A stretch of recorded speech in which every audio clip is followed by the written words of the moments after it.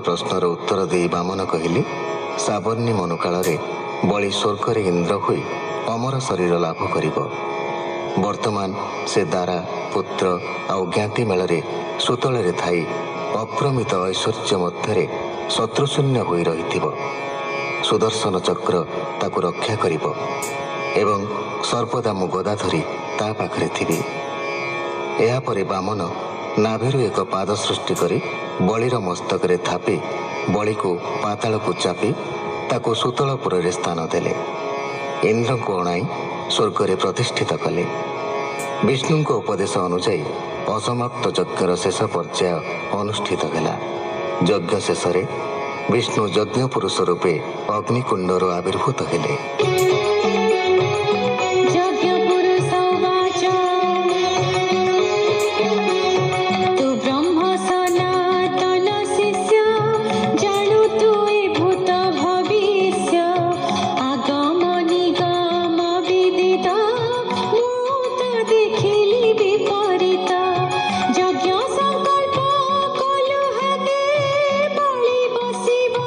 इंद्र पदे बेतु कर्म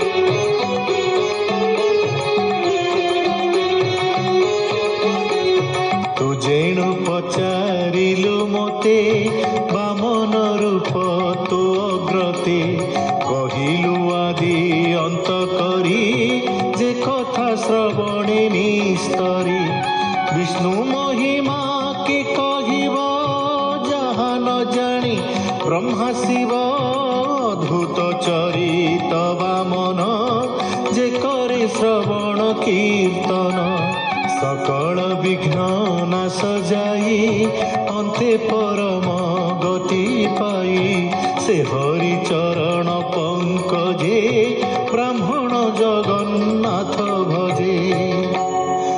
इति श्रीमद्भागवते महापुराणे पारमहंस्यां संहितायां अष्टमस्कन्धे वामन अवतार चरिते नाम द्वाविंशोऽध्यायः।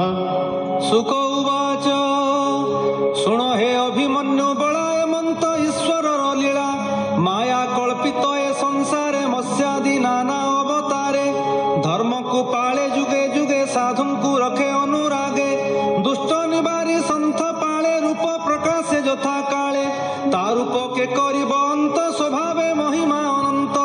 परीक्षित उवाच बोल जे मीन अवतार होइले जगत ईश्वर निंदित जलचर रूपे देह बहिले क्यों कल्पे केवल कार्य किस अर्थे प्रसन्ने कह मो अग्रते। शुक उवाच शुण हो अभिमन्यु सुत कहिबा विष्णुर चरित अनादि प्रभु नारायण अशेष ब्रह्मांड कारण शुण तू जेबा अर्थे हरि इच्छा रे मीन रूप धरी ब्रह्मा जे सृष्टि अंत काले वेद पुस्तक थोई कूले जले पशिले संध्या करी से वेद है अग्रीव हरि अगाध जले पशि गला विधाता विष्णु को चिंतिला दानव दुष्टमती जानी तक्षणे प्रभु चक्र पाणी सफरी रूप को धइले से महाजल रे पशिले जेमंते माइले असुर वेद उद्धरी चक्रधर से कथा शुण एक चित्ते भावे कहिबी तो अग्रते प्रवेश ब्रह्मार रजनी कल्पर नाम दैनंदिनी हेमंते प्रलय निकटे राजा ए थिले सिंधु तटे।